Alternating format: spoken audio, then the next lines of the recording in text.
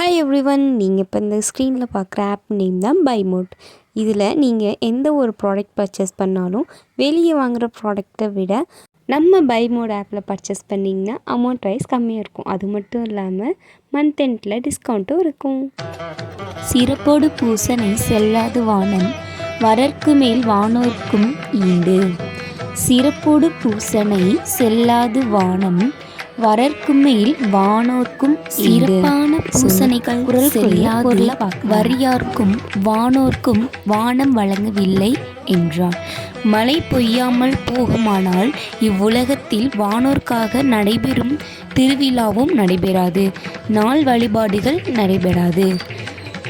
மழை பொய்து போனால் தெய்வத்திற்கு தினமும் நடக்கும் பூசனையும் நடக்காது, ஆண்டுதோறும் கொண்டாடப்படும் திருவிழாவும் நடைபெறாது.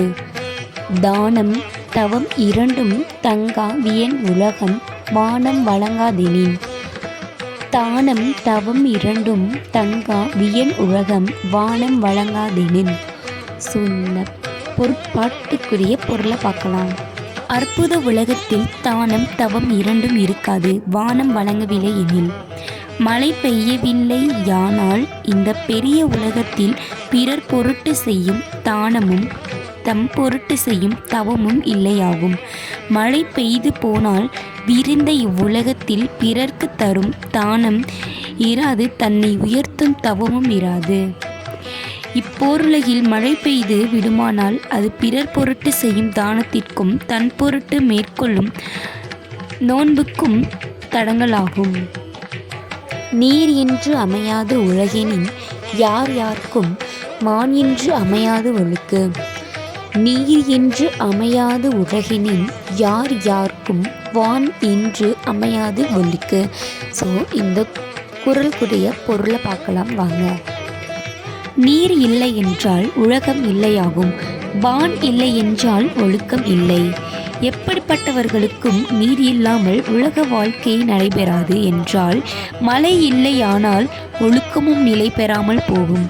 எத்தனை பெரியவராயினும் நீர் இல்லாமல் வாழ முடியாது, அந்த நீரோ மழை இல்லாமல் கிடைக்காது. உலகில் மழையே இல்லை என்றால் ஒழுக்கமே கெடக்கூடும் என்ற நிலை இருப்பதால் நீரின் இன்றியமையாமையை உணர்த்தும் செயல்பட வேண்டும் என்று இக்குறள் குறிப்பிடுகிறது. எத்தனை பெரியவராயினும் நீர் இல்லாமல் வாழ முடியாது, அந்த நீரோ மழை இல்லாமல் கிடைக்காது என்பதே இக்குறளின் பொருள்.